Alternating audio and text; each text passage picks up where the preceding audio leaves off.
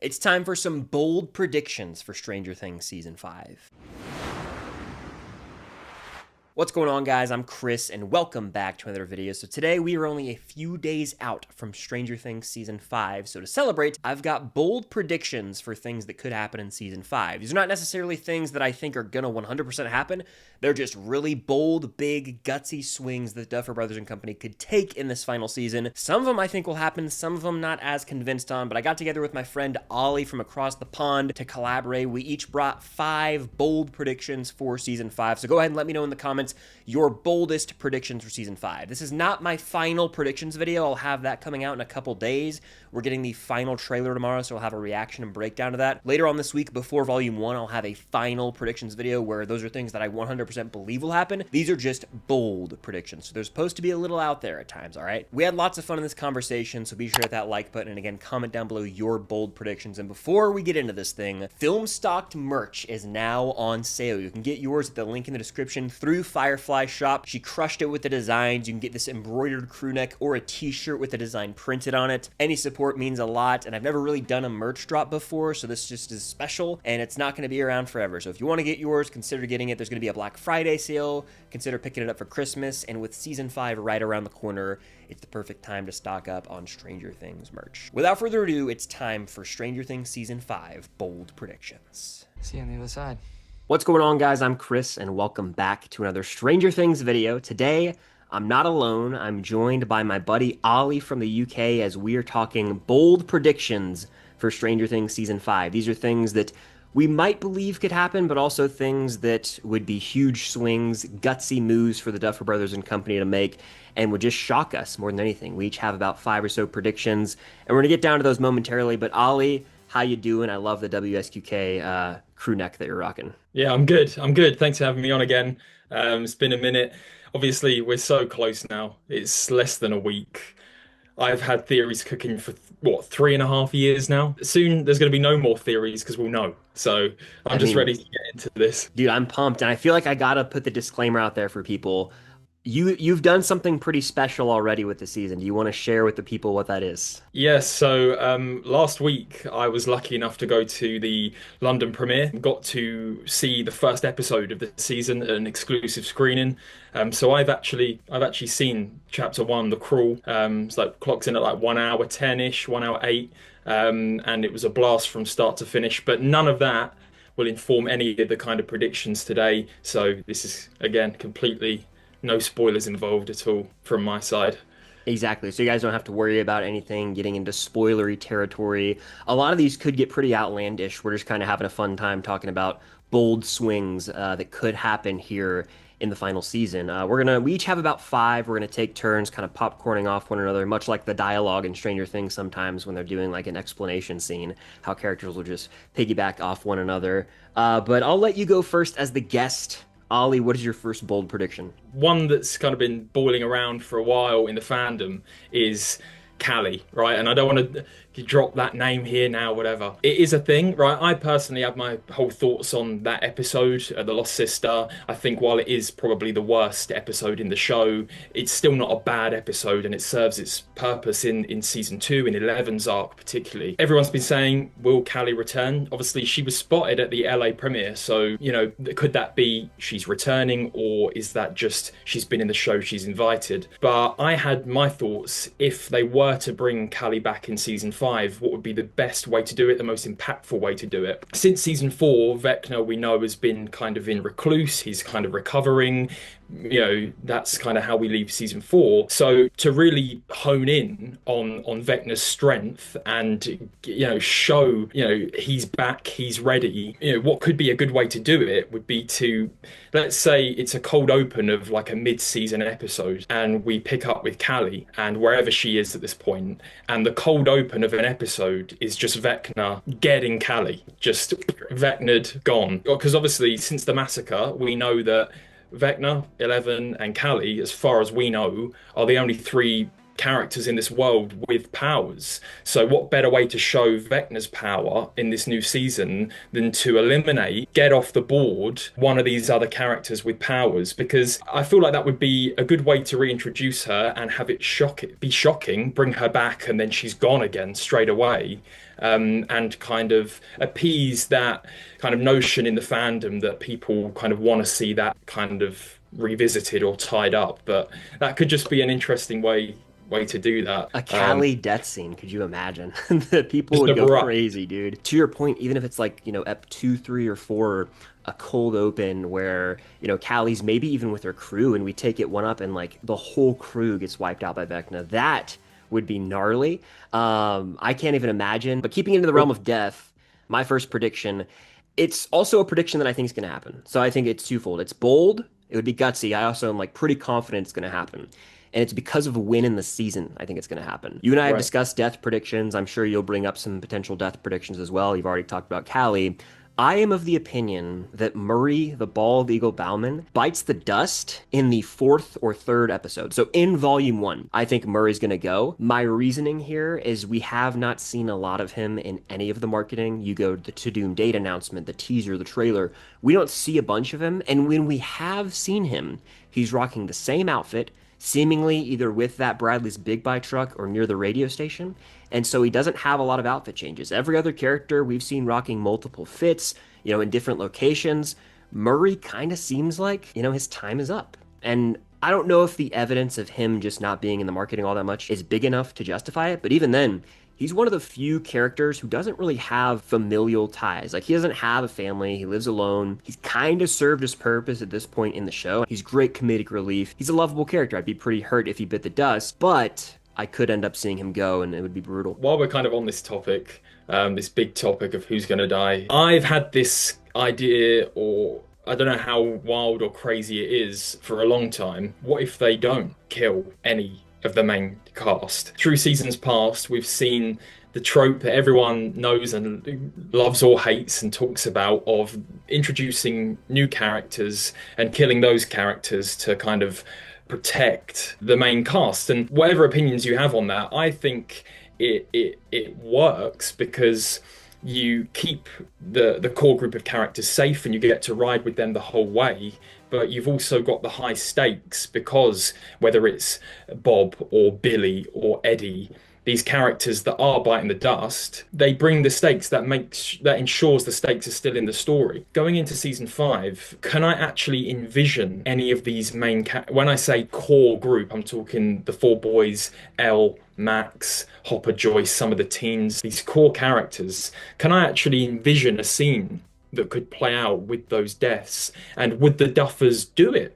Like, I know it's the last season and there's no risk of not having to bring anyone back or whatever. I feel like if they had the bottle to kill some of these characters, wouldn't we have already seen that in at least a little bit? And, you got to reference season 1, 11, disappearing, she comes back. Hopper, season 3, he dies, he comes back. Max, season 4, she's dead, she's back. Will they actually do it? This is not something I'm perhaps even think, because I do think main characters will die, but it's just a thought that's been in the back of my mind this whole time of like, will they actually do it, or will everyone get the happy ending they deserve? People say Eleven and Will are 2 of the kind of highest stakes characters. These 2, if anyone's going to go, it's probably one or both of them. But those characters have been through so much hardship in the show and so much trauma and difficulty that those characters deserve a happy ending. Would the Duffers really put, especially Will, and with the first 5 minutes of episode 1, seeing Will go through that, and we're only going to see more, aren't we? Let's face it. So will they actually do that to Will in the end? I don't know. And the same's true across the board. I think everyone's been through too much and they deserve a send-off and into the sunset. But no, I feel you. Like, it would. We've all been theorizing. We theorized for season 4. We theorize now, like, they're going to kill someone. There's got to be a major death. What if in reality they don't kill anyone? And if so, is there a way to still make the stakes feel real, felt, and lived in? My answer is yes. And I find myself comparing, character decisions or huge moments to the MCU. And I know that they're very different franchises, shows, whatever you want to call them. But I think of Guardians of the Galaxy Volume 3 specifically. Everyone was predicting someone's dying, Rocket's dying, Star-Lord's dying. Well, when you go watch the movie, multiple times throughout that film, there are characters on the brink of death, and then you feel as the audience, oh my gosh, we are going to lose them or we've lost them, and they're saved, but you still go on this really emotionally taxing journey with those characters, and you learn to appreciate them more because they do find a way to survive. I think there's a way they could pull this off. It'd be bold if they don't kill any of the mains, but I think there is a way to pull it off to still make it emotionally satisfying and the stakes still feel real. Now, I do think they kill someone, and I'll get to that later in this video, but it'd be bold to not kill anyone. Would it leave some people a little unsatisfied? Probably. But this show's never been a Game of Thrones where there's these shock value major deaths. To your point, they usually do kill the newer, smaller side characters. They've always said, we want to save characters for the next season. Well, there's no getting cold feet now because there is nothing to save them for. And so if they don't kill anyone, do you think that the internet would be upset about that, or do you think that it would be more of a happy consensus? I think there's a bloodlust among the fandom. I think a load of the conversation I see is death predictions, right? And this is a topic at the forefront of everyone's mind. Who's it going to be? How? I think, yeah, people kind of want to see that because, like you say, that informs the stakes. People are so wired to think that you can't have stakes without these big deaths and these big sacrifices and whatnot.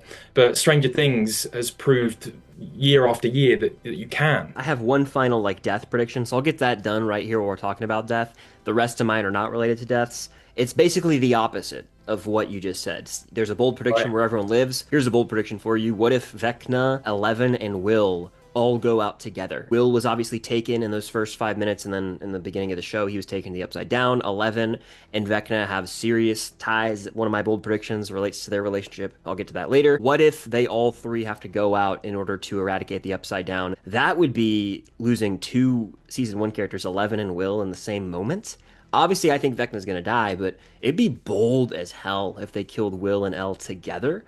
I just imagine how devastated Mike would be. I mean, losing a good friend and, girlfriend, essentially, it would be a lot. And that would be bold to kill two of your OG characters, not just in the season, but together. Like, both of them die at the same time. And you got to think about, with all of these death, kind of predictions or scenarios, how it would affect the other characters as well. Like when people talk about Will potentially dying in the season, my mind instantly goes to, well, Joyce. Like, these 4 seasons of protecting Will and then to lose him at the end. And with the scenario you talked about, Mike, it would upend the shows, it would be gutsy, dude. I can't even imagine. So that'd be a tough pill to swallow for sure. Obviously, we know as season 4 ends, the gates are split through the town. It's all horror. Looking at how those gates are, and literally with it being ripped through the town, what if over the course of season 5 we see, well, we've already seen from the trailers that these little gates popping up, like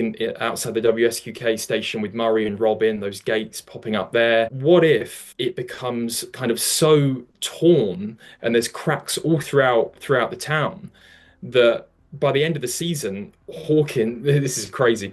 What if Hawkins is engulfed and just completely swallowed into the Upside Down, whatever? Somehow it gets closed and the whole town is just engulfed, just sucked under. And then in some epilogue, the military just come in, concrete the town over. Hawkins is just gone. It would obviously allow the characters to finally move on and leave, don't look back, and have the lives that they've always kind of wanted or deserved.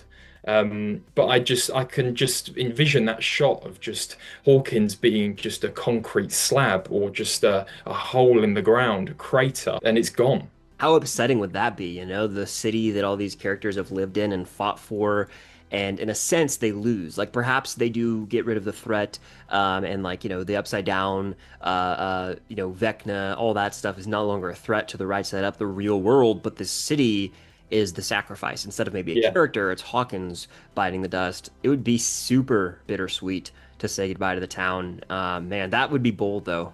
I can picture like in an epilogue almost, like you said, maybe Hawkins is just a storage area now. Like there's nothing there. It's just a barren Yeah. wasteland. That would be horrifying. And the new poster that released, I think it was Sean Levy who posted it. It Uh-huh. shows, Hawkins, there's smoke in the air, a cloud potentially looking like Mind Flayer forming. There's like very heavy military presence still. And so it's going to be a war zone. I could see it. And, to your point, my next prediction kind of aligns with this in a way. It's a very bold swing. The entirety of Volume 2, Episode 5, 6, 7, 8, until the epilogue is fully set in the Upside Down. We know this is going to be huge in scale. We know the budget's off the charts for the season. Well, Sorcerer looks like it's going to do crazy things for Will's character. There could be a potential like spy situation calling back to season 2. What if everything from the back half of the season outside of the epilogue is in Volume 2? Again, probably not going to happen. Very bold swing, but at least the episodes 6, 7, and 8, Escape from Kamazat's, The Bridge, The Right Side Up, those I think are going to be predominantly set in the Upside Down.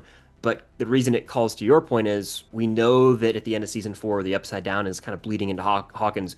What if we're in like this hybrid state where I say the Upside Down, but it's at its most, I guess, dominant form in the Right Side Up, and there's that line between reality, the plane between dimensions is the thinnest it's ever been. So you look like you're in the Upside Down, but you're in the Right Side Up. Like it's all merging into one.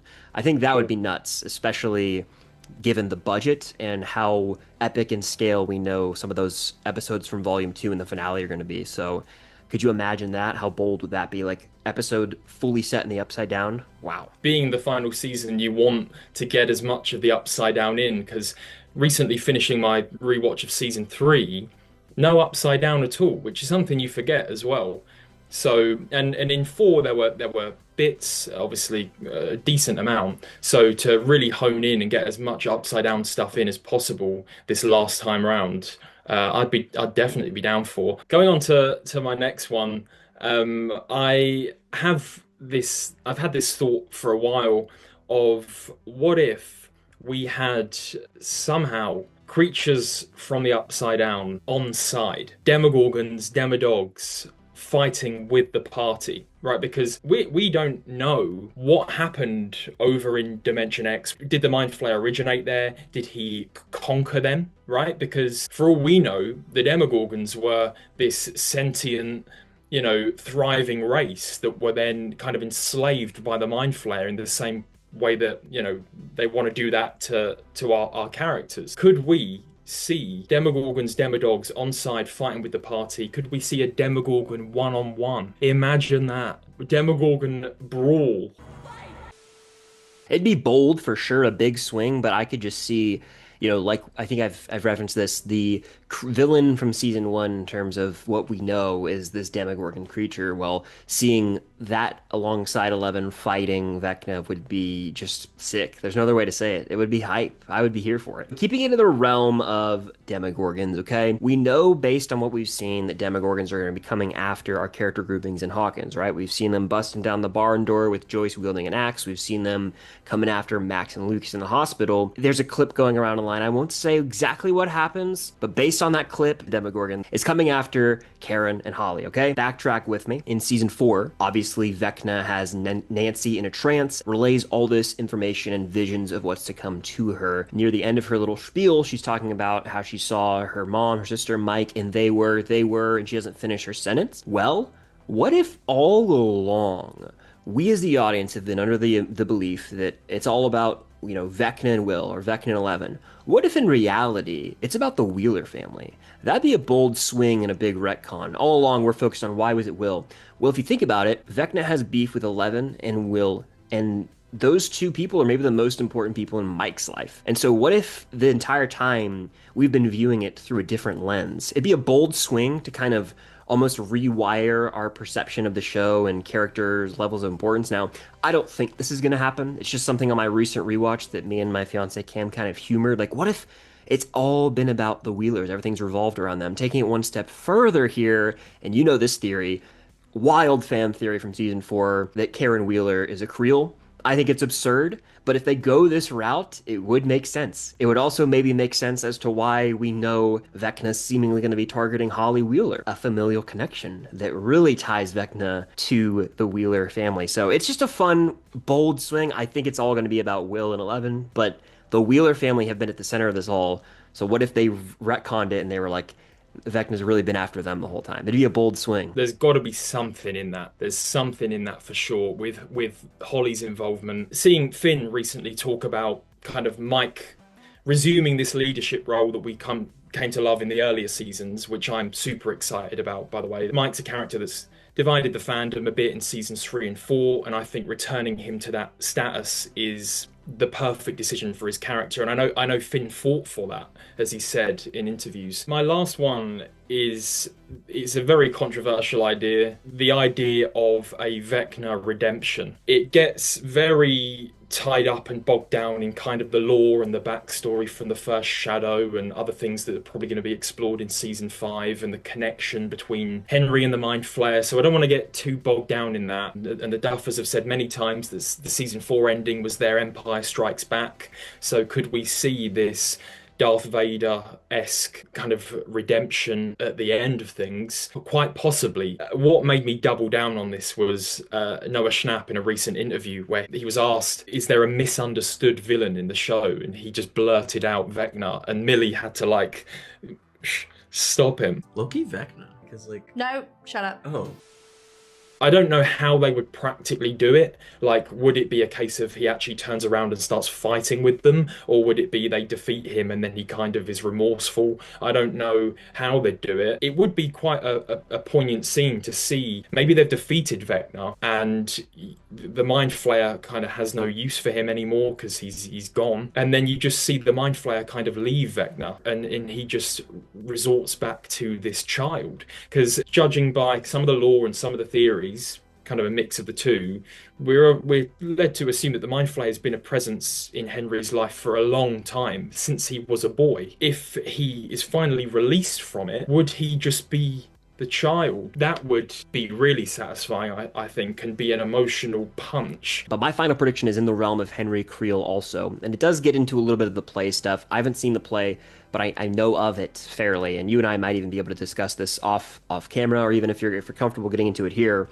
I think you referenced The Empire Strikes Back, and I think you and I might have discussed this. It's come up many times, in streams and in theories. I really do subscribe to this notion. It's bold. I think it could happen, that there will be an Empire Strikes Back level scene, confrontational scene between Henry or Vecna and Eleven, where Henry basically reveals, I'm your father, but not like your birth father. You just have like my blood is in you, essentially. Like, you have my genetics in a sense, or my DNA in a sense, and that's what has really empowered you to have these physical abilities. Getting into first Shadow stuff, from my understanding, it kind of alludes to that being a possibility, or at least Henry's blood being involved. I just think there's going to be some sort of moment. It's a callback to one of the best 80s twists. Obviously, Empire came out in 1980, and I think that would be a pretty on-the-nose reference to it that would work, in my opinion, and just heighten the emotional stakes, where you've got Elle going up against not her father necessarily, but someone who's directly created her, gave her these powers. It would get tricky. It would get pretty layered and heavy. I think that it would be wild, bold, but I think it would work, and it would probably give me some chills, man. That, especially Jamie Kimmel Bower's acting and Millie, I just imagine like that being a huge reveal right at the end of Volume 1, maybe even. So that'd be bold. Kind of lore stuff aside, I think for Eleven's character, we see, particularly in season 2, but even beyond that, longing for belonging. It's, do I belong with Mike? Do I belong with Hopper? Do I belong with Mama, Papa? So having this extra thing thrown in the mix, especially someone that she doesn't like, add even more layers to Eleven's kind of complex struggles of where do I belong. That does it for our bold predictions here for Stranger Things Season 5. Thank you guys for watching. Comment down below your bold predictions for Season 5. They don't have to be necessarily things you think are 100% going to happen, just a bold swing that would shock you. That's kind of where we're at with this. Thank you for joining me. You have anything you want to plug? Yeah, I'm mainly on TikTok, so if you could check me out over there, that'd be great. Trying to get more into the YouTube. Just excited for Season 5. We're so close. It's a matter of days away. Can't wait. It's going to be awesome, man. I'm pumped. Thank you again for joining. Again, go follow Olly on all of his socials and stay tuned for more Stranger Things coverage as we get into Season 5, Volume 1 next week. But that'll do it. Thank you guys as always, and until next time, we'll see you on the other side of the Upside Down.